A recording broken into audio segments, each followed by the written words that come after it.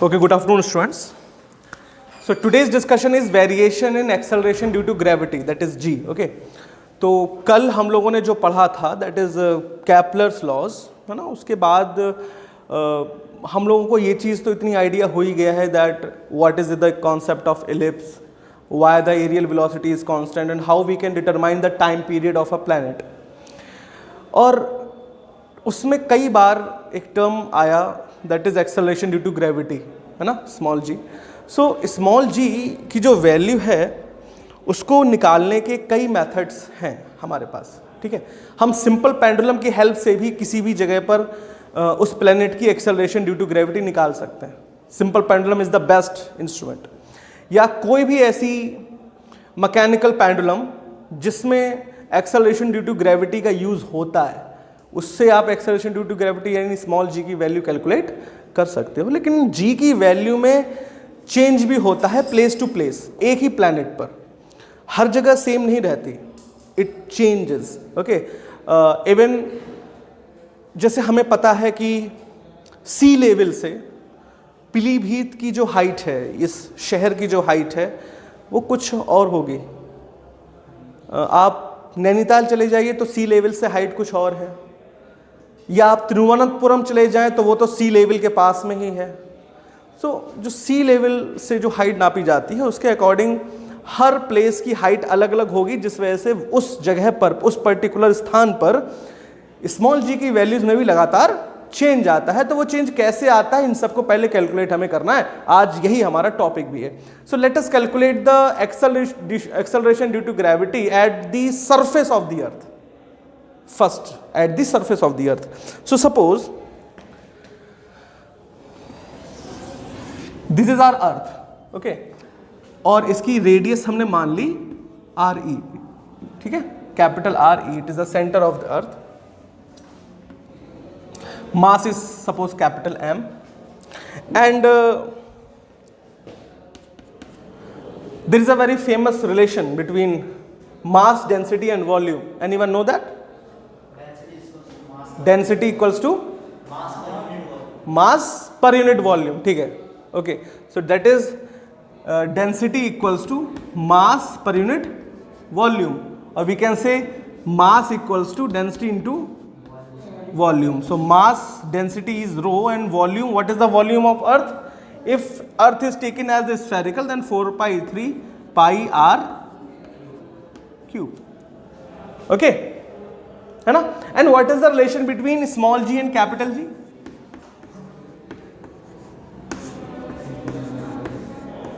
Eight the surface of earth, यही तो relation था.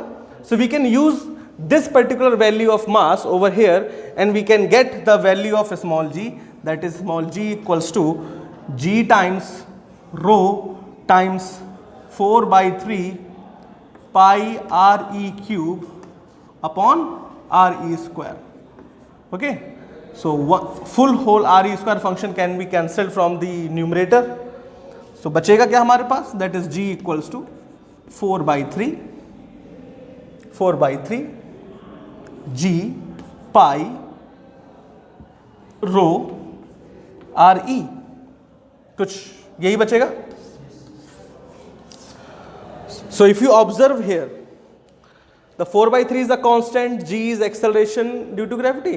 No, here it is the universal gravitational constant, capital G. Okay, so there is a difference between G and capital G. ये भी हम लोग पढ़ चुके हैं. So acceleration due to gravity G equals to 4/3 times universal gravitational law and pi rho RE. So G is also constant, pi is also constant, rho is the density of earth which is a constant and RE is the radius of earth which is constant. तो यहाँ से देखने में तो ये लग रहा है कि जी की वैल्यू तो कांस्टेंट होनी चाहिए हर जगह, but it can not be constant. ये कांस्टेंट हो नहीं सकती. उसकी वजह ये है कि यहाँ पर ये जो हमने फॉर्मूला ड्राइव किया है, यह अज्यूम करके किया है कि जिस बॉडी पर एक्सेलरेशन ड्यू टू ग्रेविटी लग रहा था वो बॉडी अर्थ की सरफेस पर रखी हुई है, स्मॉल m. ये फॉर्मूला उस केस में निकला हुआ है, but it is not possible कि हर एक बॉडी हमेशा अर्थ की सरफेस पे रहेगी. आप लोग उछलते भी तो हैं तो उछलोगे तो अर्थ की सरफेस से भले कुछ दूरी के लिए, कुछ देर के लिए, कुछ मिली सेकेंड के लिए ही सही हवा में तो रहते हो।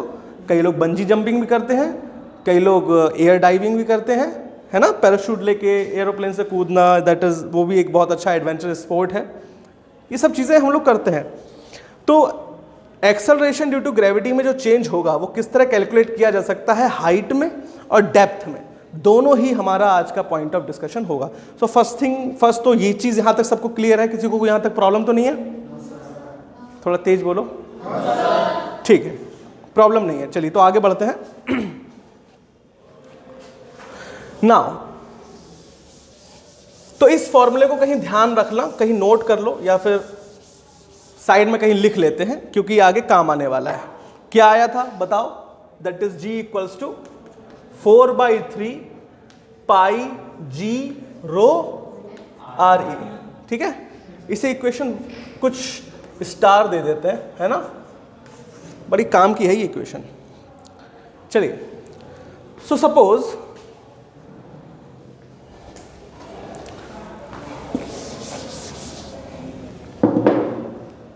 नाउ ये क्या है? सर्किल है। हाँ, अर्थ मान रहे हैं इसको। लेट अस कंसीडर ये सर्किल हमारी अर्थ है, ठीक है, ये इसकी रेडियस है ना, और कोई मास है m, है ना, जो अर्थ की सरफेस से h हाइट पर है, अर्थ की सरफेस से h हाइट पर है ना। तो अगर ये मास, स्मॉल m मास, अगर अर्थ की सरफेस पर होता तब इस पर एक्सेलरेशन ड्यू टू ग्रेविटी वही लगती, G equals to Gm upon RE square, है ना, यही लगती। बट एज वी नो कि अगर ये हाइट ऊपर है तो अगर इसमें कुछ चेंज आया होगा, सो नाउ अगर नई G डैश हम ले लें, अगला gravitation acceleration due to gravity at height h from the surface of earth, तो अब अर्थ की सरफेस और इस मास में लगभग दूरी कितनी है? रेडियस प्लस h, है ना, that is Gm by RE plus h whole square. So now it is very easy to solve it. आप क्या कीजिए, दोनों को डिवाइड कीजिए, दोनों को डिवाइड कर दीजिए, तो ये तो कैंसिल हो गए, बचा क्या? G over G dash equals to RE plus h whole square by RE square. थोड़ा इसको कैलकुलेट करते हैं, कैसे? अगर हम रेसिप्रोकेट कर लें इनको, जैसे G dash over G equals to RE square upon RE plus h whole square, कुछ ऐसा है ना, ऐसा कर सकते हैं, ठीक।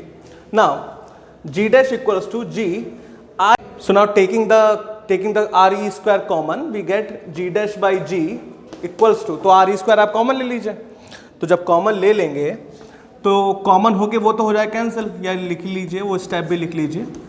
सो RE square times 1 plus h over RE whole square cancel हो गया, आप इसे ऊपर ले जाइए।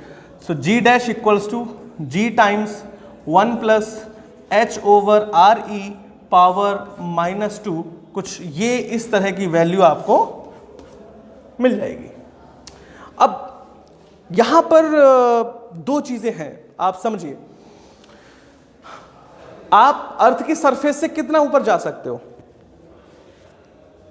सोचने की बात है, आप अर्थ की सरफेस से कितना ऊपर जा सकते हैं।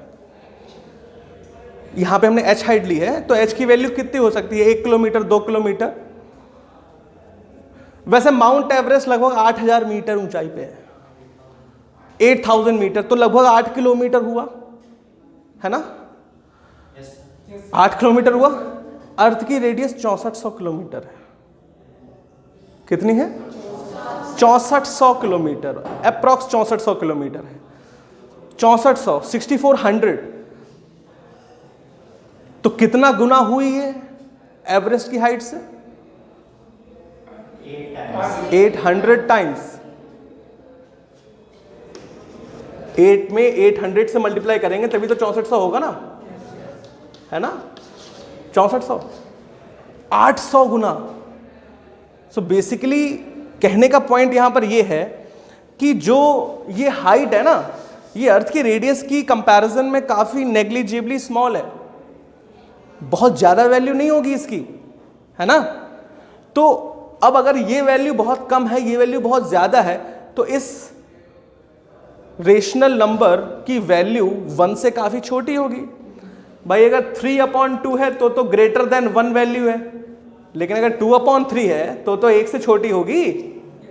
और अगर 3 से 2 बहुत छोटा हो जाए, यानी 2 की वैल्यू बहुत छोटी कर दें, और छोटी कर दें, 0.000002 कर दूं अपॉन 3, तो 1 से और छोटी वैल्यू आएगी।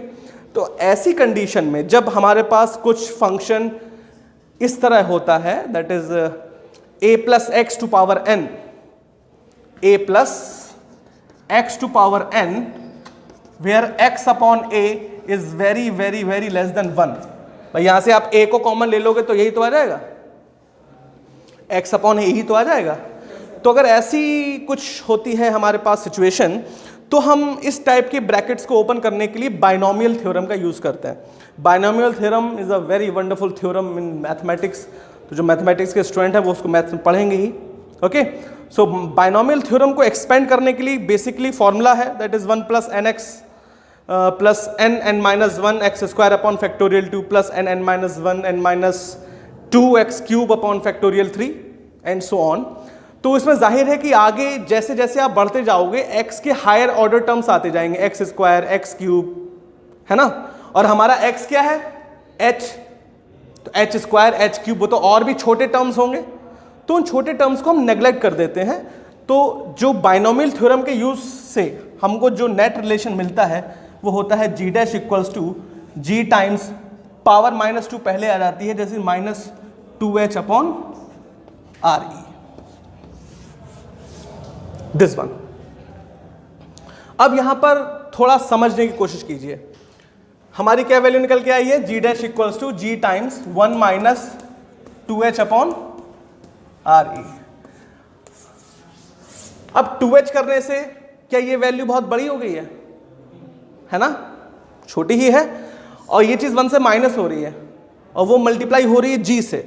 सो इट मीन्स जो g डैश की वैल्यू है वो कभी भी acceleration due to gravity at the surface यानी स्मॉल g से ग्रेटर नहीं हो सकती, वो हमेशा कैसी होगी, छोटी। So we can conclude that on going upward from the surface of earth acceleration due to gravity decreases, acceleration due to gravity decreases.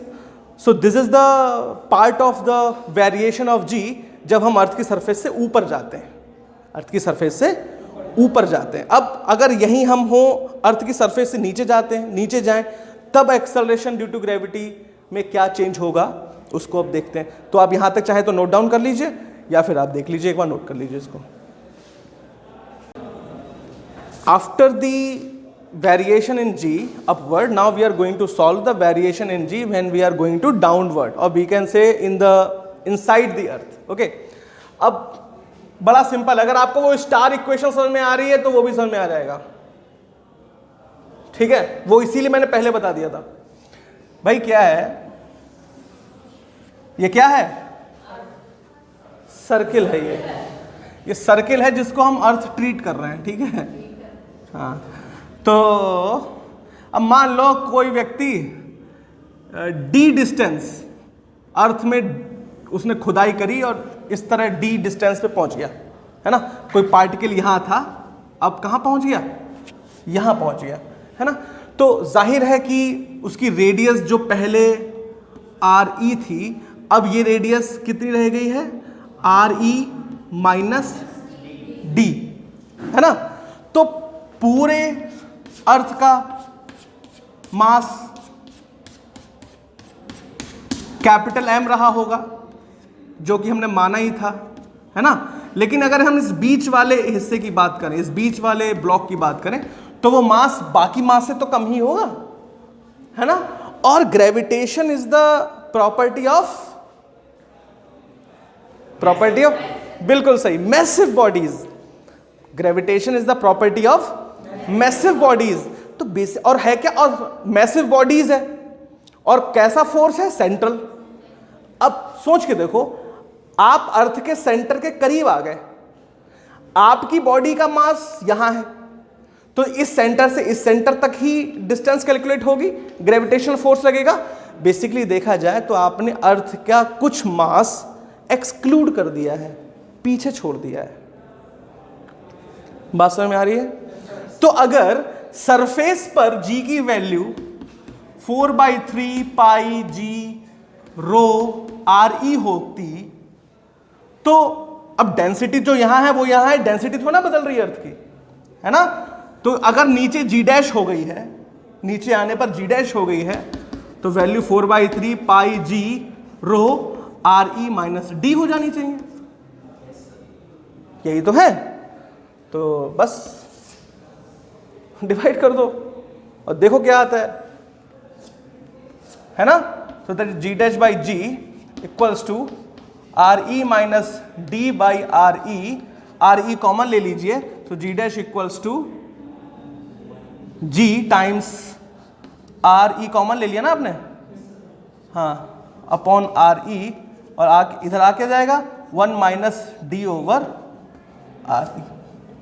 Are E से आर ई कैंसिल, और acceleration due to gravity g dash equals to ji times 1 minus d over R E. अब इस function में भी भाई आप अर्थ में कितने नीचे खुदाई कर सकते हैं। नॉर्मली अगर हम लोगों को अपनी बोरवेल के लिए भी पंप डालना होता है तो हद से हद 100 फीट, 150 फीट, 250 फीट, बोरिंग जिसको कहते हैं ना, नल की बोरिंग। तो ये तो किलोमीटरों में भी नहीं हुआ। हाँ, कहीं कहीं पर जहाँ पर हम बहुत डीप माइनिंग करते हैं, है ना, जहाँ पर कोल माइंस हैं या जहाँ पर पेट्रोलियम को एक्सट्रैक्ट किया जाता है, जहाँ पे मिनरल्स निकाले जाते हैं, ठीक है, तो वहाँ पर ऑफ कोर्स आपको काफ़ी डीप डिगिंग करनी पड़ती है अर्थ में। तो यहाँ भी, लेकिन it's still that distance can never be greater than radius of earth. तो यहाँ भी डी बाई आर ई की वैल्यू 1 से काफ़ी छोटी होगी, है ना, उसकी मल्टीप्लाई जी से हो रही है। इट मीन्स यहाँ भी जी डैश की वैल्यू कभी भी जी से ग्रेटर नहीं हो सकती। It means while going inside the earth, or we can say in the depth of the earth, the acceleration due to gravity also decreases. So no matters whether you should go upward or you should go downward, the acceleration due to gravity decreases. Okay, so आज के लिए हम इस lecture को इतना ही रखते हैं। कल हम लोग अर्थ के अलग अलग और पॉइंट ऑफ व्यूज पर भी गौर करेंगे कि अर्थ की शेप की वजह से एक्सेलरेशन ड्यू टू ग्रेविटी में क्या असर होता है, अर्थ की स्पीड की वजह से, अर्थ की एंगुलर मोशन की वजह से एक्सेलरेशन ड्यू टू ग्रेविटी में क्या असर होता है। ये सब चीज़ें हम लोग नेक्स्ट लेक्चर में पढ़ेंगे। तो आज के लिए इतना ही। Thank you students.